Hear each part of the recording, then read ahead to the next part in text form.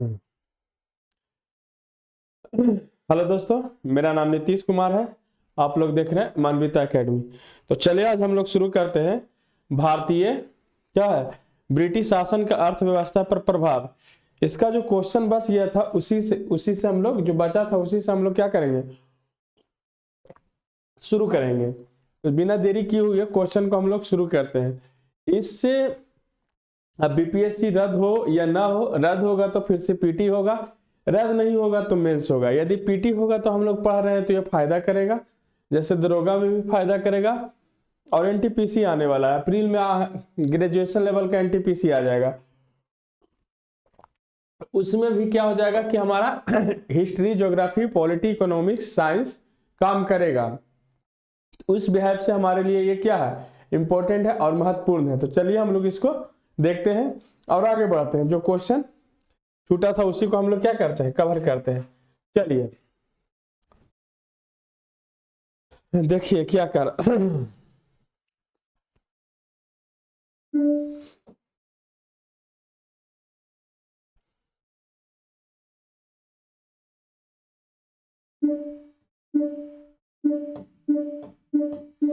चलिए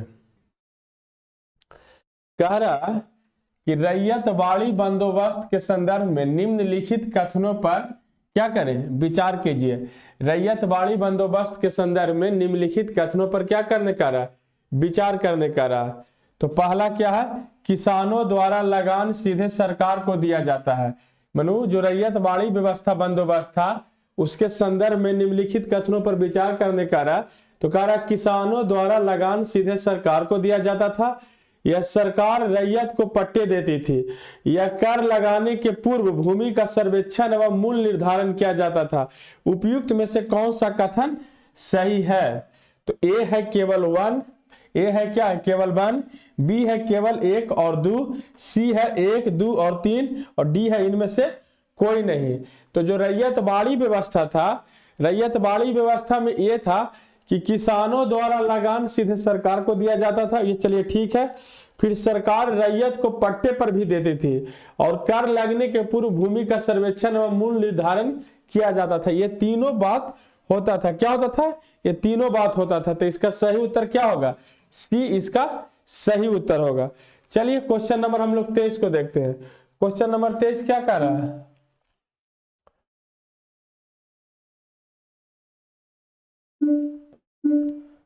question number 23 क्या कर रहा कि वह प्रथा जिसके तहत, चलिए ठीक है, वह प्रथा जिसके तहत किसान स्वयं भूमि का मालिक होता और सरकार को भू राजस्व, मू राजस्व लिखा गया, भू राजस्व के भुगतान के लिए जिम्मेदार माना जाता है। मनु वह प्रथा जिसके द्वारा किसान स्वयं भूमि का मालिक होता है और सरकार को भू राजस्व के भुगतान के लिए जिम्मेदार माना जाता है। तो वह कौन सा प्रथा था भाई, वह कौन सा प्रथा था? पहला है जमींदारी प्रथा, दूसरा है महलवाड़ी प्रथा, तीसरा है रैयतवाड़ी प्रथा, चौथा है 10 साल प्रथा। तो इसका जो सही उत्तर होगा वह रैयतवाड़ी व्यवस्था में किसान अपने आप को स्वयं को मालिक समझता था और सरकार को भू राजस्व के भुगतान के लिए जिम्मेदार भी माना जाता था। चलिए हम लोग क्वेश्चन नंबर 24 की ओर बढ़ते हैं।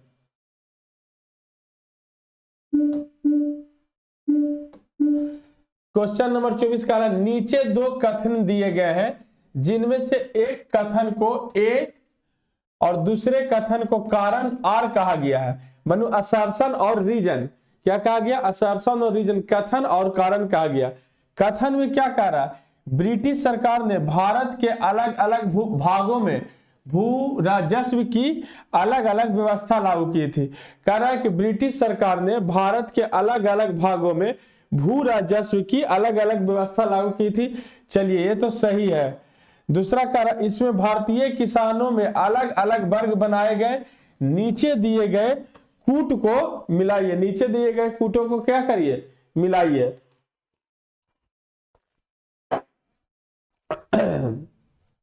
तो पहला क्या करा, ए और आर दोनों सही है, आर ए की सही व्याख्या कर रहा है। क्या कर रहा है, आर सही व्याख्या कर रहा है। ए और आर दोनों सही है परंतु आर ए की सही व्याख्या नहीं कर रहा।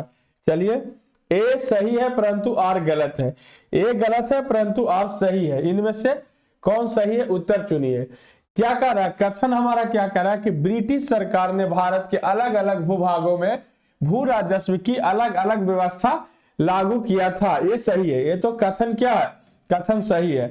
इससे भारतीय किसानों में अलग अलग वर्ग बनाए गए, ये भी सही है, दोनों सही है। तो हमारा उत्तर कौन होगा, ये हमारा उत्तर सही होगा। और इसका ये क्या कर रहा है, व्याख्या भी कर रहा है। तो ए और आर दोनों सही है, और एक ही सही व्याख्या भी करता है। तो हमारा क्वेश्चन नंबर 24 का सही उत्तर क्या होगा, ए होगा। चलिए क्वेश्चन नंबर 25 को देखते हैं।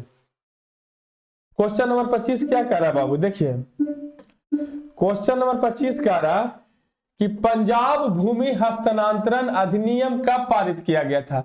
जो पंजाब भूमि हस्तांतरण नियम कब पारित किया गया था, तो पंजाब अच्छा यहाँ पर क्वेश्चन भी लिखा गया, पंजाब भूमि हस्तांतरण अधिनियम कब पारित किया गया था।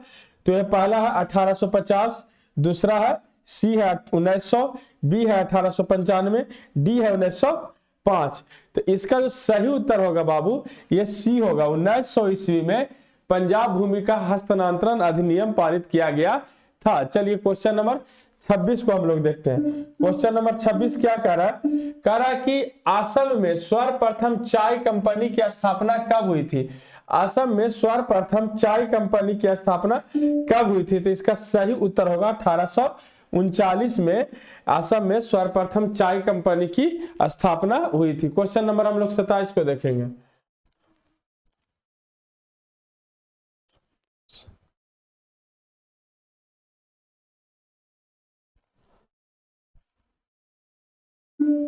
और 28 नहीं होगा क्योंकि वह मिलान करने वाला होगा और वो हमसे लिखाता ही नहीं है, नहीं लिखाता है। कारण ये है कि जब हम लिखते तो छोट बड़ा हो जाता है और सामने सामने नहीं आता, इस कारण से 26 के बाद 27 में आकर 28 आया। बोल रहा है कि ब्रिटिश भारत में सैन्य बल पर केंद्रीय राजस्व का कुल कितना प्रतिशत व्यय होता है। बोल रहा है ब्रिटिश भारत में सैन्य बल पर केंद्रीय राजस्व का कुल कितना प्रतिशत व्यय होता था। तो कितना परसेंट व्यय होता था, तो वह होता था 50% क्या 40% व्यय होता था। चलिए क्वेश्चन नंबर 29 को देखेंगे। क्वेश्चन नंबर 29 क्या करा बाबू, दादा भाई नौरोजी द्वारा प्रतिपादित अपवाह सिद्धांत ड्रेन ऑफ थियरी की सही परिभाषा नीचे किस कथन से आती है। मतलब जो दादा भाई नौरोजी द्वारा जो धन का बहिर्गमन किया गया था, मनु बताया गया था, वह किस कथन के द्वारा इसका सही परिभाषा आता है। पहला है कि देश के संसाधनों का उपयोग ब्रिटेन के हित में किया जा रहा था, यह है। दूसरा है भारत की राष्ट्रीय संपदा का एक भाग अथवा कुल वार्षिक उत्पाद ब्रिटेन के निर्यात कर दिया जाता था, जिसके लिए भारत का कोई वास्तविक प्रतिफल नहीं मिलता था। ठीक है। फिर है साम्राज्यवादी शक्ति के संरक्षण में ब्रिटिश उद्योगपतियों को भार भारत में ब्रिटिश सामान का आयात किया जाता था और युद्धों में निवेश के अवसर पर दिए जाते थे। युद्धों में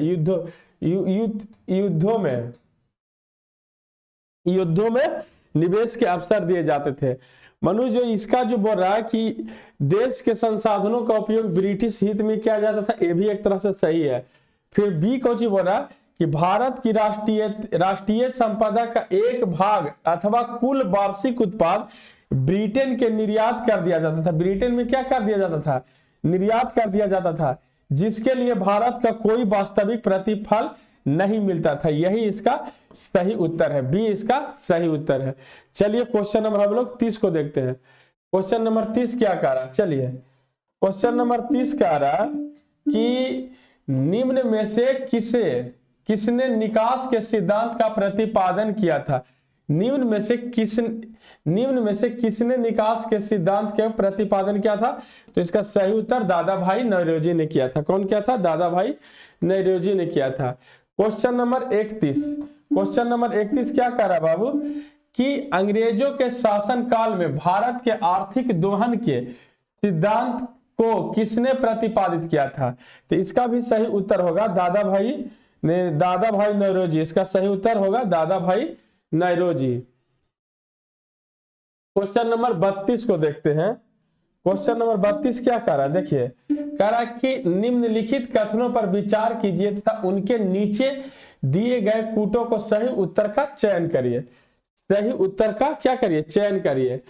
अभिकथन क्या कह रहा है कि ब्रिटिश काल में समानता भारत का व्यापार संतुलन अनुकूल था।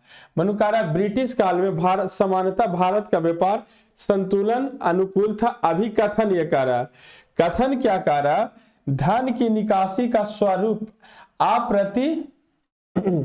प्रतिफलित निर्यात था। मानो धन का निकासी का स्वरूप था अप्रतिफलित निर्यात था। कूट क्या कर रहा? कूट अब देखते हैं। ए और आर दोनों सही है, लेकिन आर ए की सही व्याख्या कर रहा है। चलिए ठीक है, क्या कर रहा है? आर सही व्याख्या कर रहा है।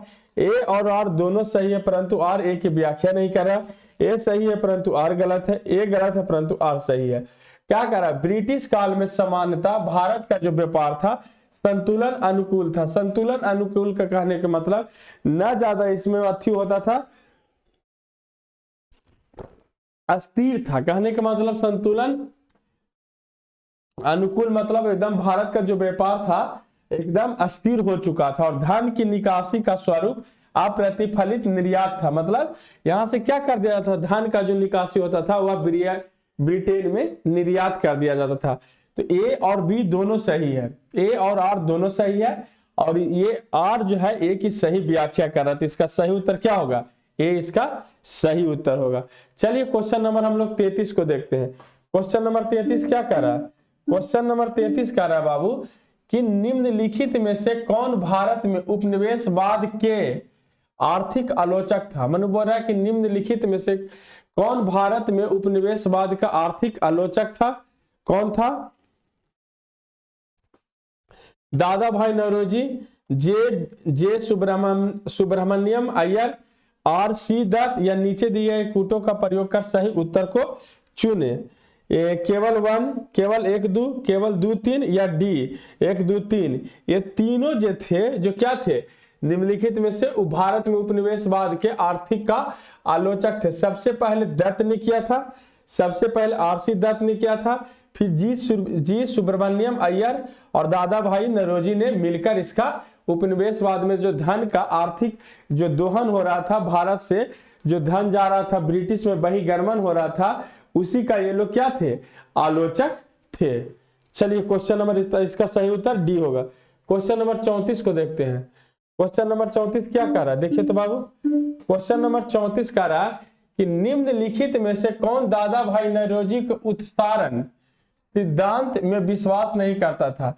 जो दादा भाई नौरोजी का जो सिद्धांत था उसको कौन विश्वास नहीं करता था?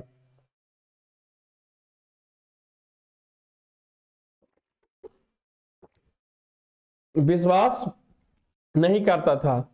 बाल गंगाधर तिलक, एमजी रानाडे, आरसी दत्त, या सर सैयद अहमद खां।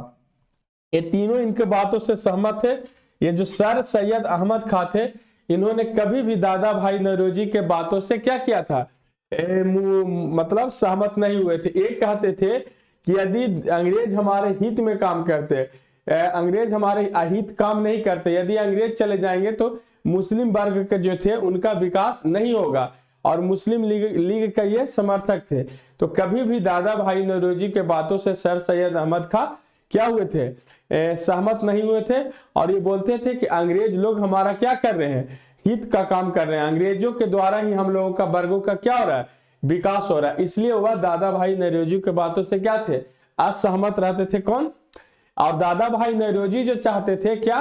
कि अंग्रेज जो है यहाँ से धन का दोहन कर रहे हैं, यहाँ से जितना भी धन है उस धन का क्या कर रहे हैं? बहिर्गमन या निष्कासन करके अपने देश दे रहे हैं, भेज रहे हैं, और इससे भारतीयों को कुछ भी फायदा नहीं हो रहा था। लेकिन सर सैयद अहमद खां इस बात को नहीं मानने को तैयार थे। इसलिए वे नहीं मानते थे। वे कहते थे कि अंग्रेजों के द्वारा ही हम लोग का क्या हो रहा है? विकास हो रहा है। यदि अंग्रेज चले जाएंगे तो हम लोग का विकास नहीं होगा। इसलिए सर सैयद अहमद खां दादा भाई नौरोजी के बातों से सहमत नहीं होते थे। चलिए 35 नंबर क्वेश्चन,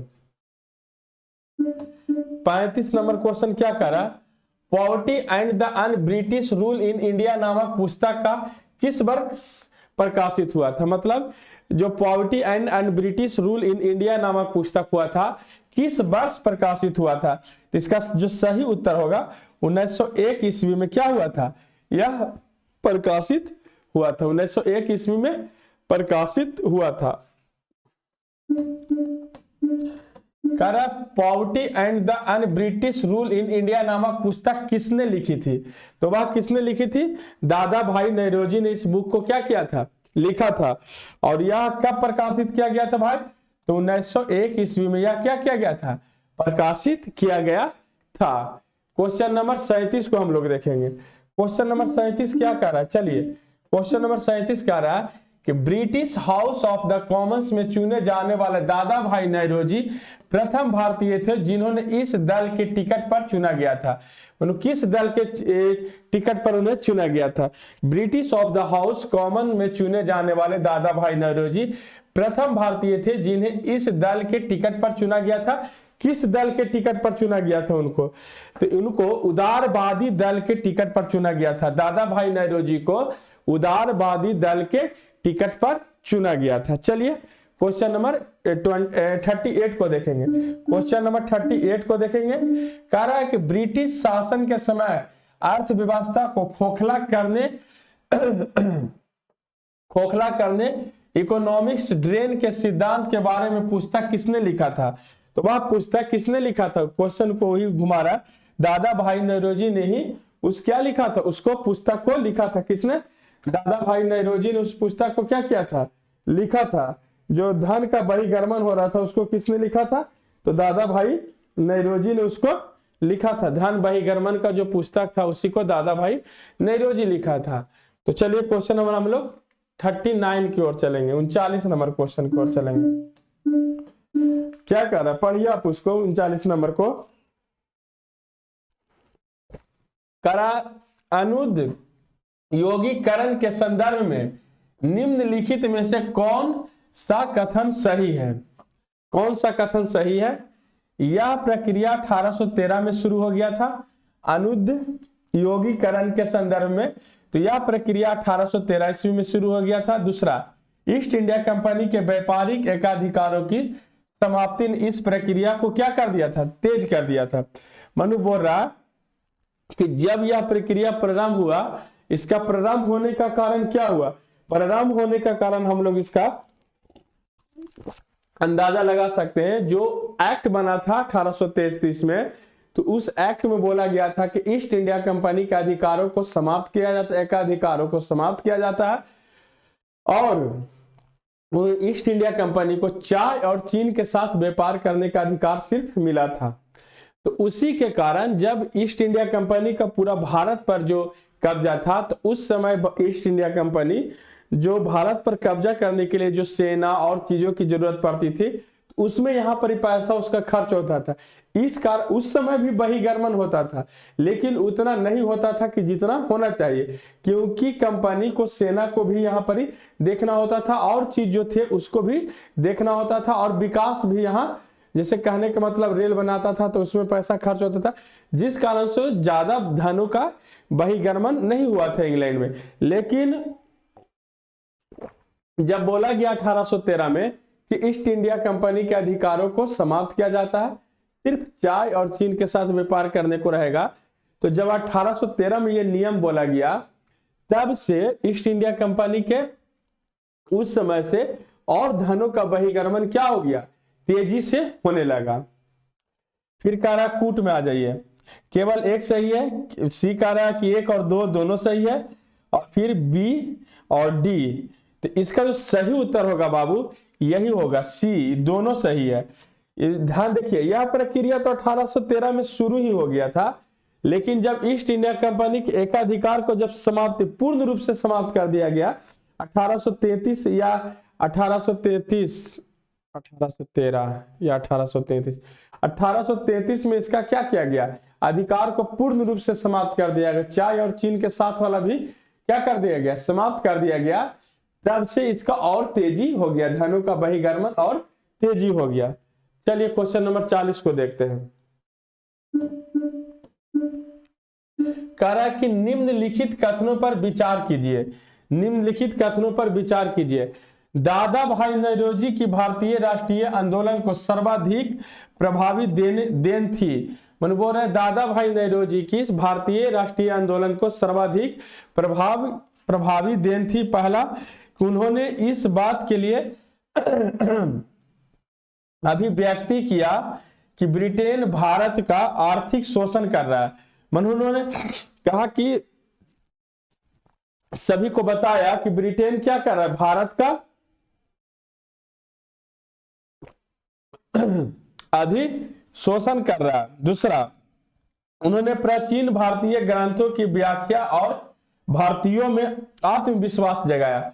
उन्होंने क्या किया, प्राचीन भारतीय ग्रंथों की व्याख्या की और भारतीयों में आत्मविश्वास जगाया। और उन्होंने सभी सामाजिक बुराइयों को क्या करा, उन्होंने सभी सामाजिक बुराइयों को निराकरण की आवश्यकता पर सर्वोपरि जोर दिया। इसका फिर कह रहा है केवल एक सही है, केवल 1 और 3 सही है, केवल 2 और 3 सही है, 1 2 3 सही है। इसका जो सही उत्तर होगा बाबू, ये सही होगा क्या, केवल 1 इसका सही उत्तर होगा। केवल 1 इसका सही उत्तर क्या होगा कि उन्होंने इस बात का अभिव्यक्त किया कि ब्रिटेन भारत का आर्थिक शोषण कर रहा है। क्या कर रहा है, उन्होंने ये किया कि ब्रिटेन भारत का आर्थिक क्या कर रहा है, शोषण कर रहा है। चलिए हम लोग क्वेश्चन नंबर 41 की ओर चलेंगे। क्वेश्चन नंबर 41 क्या कर रहा है बाबू, चलिए क्वेश्चन नंबर 41 कर रहा है कि किसने यह विचार किया था कि भारत में ब्रिटिश आर्थिक नीति घिनौनी है। किसने यह विचार किया था कि भारत में ब्रिटिश आर्थिक नीति क्या है, घिनौनी है। ब्रिटिश आर्थिक नीति क्या है, घिनौनी है। तो किसने किया था, कार्ल मार्क्स ने बताया था कि यह नीति क्या है, भारत में ब्रिटिश आर्थिक नीति क्या है, घिनौनी है। क्वेश्चन नंबर 42 को देखेंगे। क्वेश्चन नंबर 42 क्या कर रहा है, क्वेश्चन नंबर 42 कर रहा है दक्षिण भारत में सिंचाई व्यवस्था का अग्रदूत किसे माना जाता है। जो दक्षिण भारत में था सिंचाई व्यवस्था का अग्रदूत किसे माना जाता है, इसका सही उत्तर होगा sir Arthur cotton. Sir Arthur cotton को दक्षिण भारत का सिंचाई व्यवस्था का जनक या अग्रदूत माना जाता है। चलिए क्वेश्चन नंबर 43 को देखेंगे। क्या कह रहा है कि भारत के इतिहास के संदर्भ में निम्नलिखित युग्मों पर विचार करिए। भारत के इतिहास के संदर्भ में निम्नलिखित युग्मों पर विचार करें। औरंग जो है क्या है, राजकोष प्रभारी, बेनियान ईस्ट इंडिया कंपनी के भारतीय दलाल, या मिरासीदार राज का नामित राजस्व, राज का नामी राजस्व। इसका आप कह रहा है कि कूट में आ जाइए, केवल 1 और 2, केवल 2 और 3, केवल 3 और केवल 1 2 3। बी इसका सही होगा, केवल 2 और 3, केवल 2 और 3, इसका बी आंसर सही होगा। चलिए क्वेश्चन नंबर 44 को देखते हैं। क्वेश्चन नंबर 44 क्या कर रहा है बाबू, कह रहा है कि आर्थिक तौर पर 19वीं शताब्दी में भारत पर अंग्रेजी शासन का परिणाम था। आर्थिक तौर पर 19वीं शताब्दी में भारत पर अंग्रेजी शासन का एक परिणाम था। तो एक परिणाम क्या था, कह रहा है कि भारतीय हस्तशिल्पों के निर्यातों में वृद्धि, भारतीयों के स्वामित्व वाले कारखानों की संख्या में वृद्धि, और भारतीय कृषि का वाणिज्यकरण और नगरीय जनसंख्या में तीव्र वृद्धि। इसका सही उत्तर होगा भारतीय कृषि का वाणिज्यकरण, इसका सही उत्तर होगा। तो यही आज ये जो भारतीय राष्ट्रीय जो था ब्रिटिश शासन का भारतीय अर्थव्यवस्था पर क्या था, प्रभाव था, उसी को आज हम लोग पूरा देख लिए। अब उसका सब्जेक्टिव भी देख लिए, इसका ऑब्जेक्टिव भी देख लिए। तो हम लोग फिर आगे बढ़ेंगे और इसके बाद वाला क्लास में हम लोग भूगोल को लेकर आएंगे। तो आप लोग ज्यादा से ज्यादा क्या करिए, वीडियो को लाइक करिए, शेयर करिए, और आप हमारे चैनल पर नए हैं तो चैनल को क्या करिए, सब्सक्राइब करिए। तब तक के लिए जय हिंद, वंदे मातरम। फिर हम लोग एक नए वीडियो के साथ मिलते हैं, तब तक के लिए जय हिंद।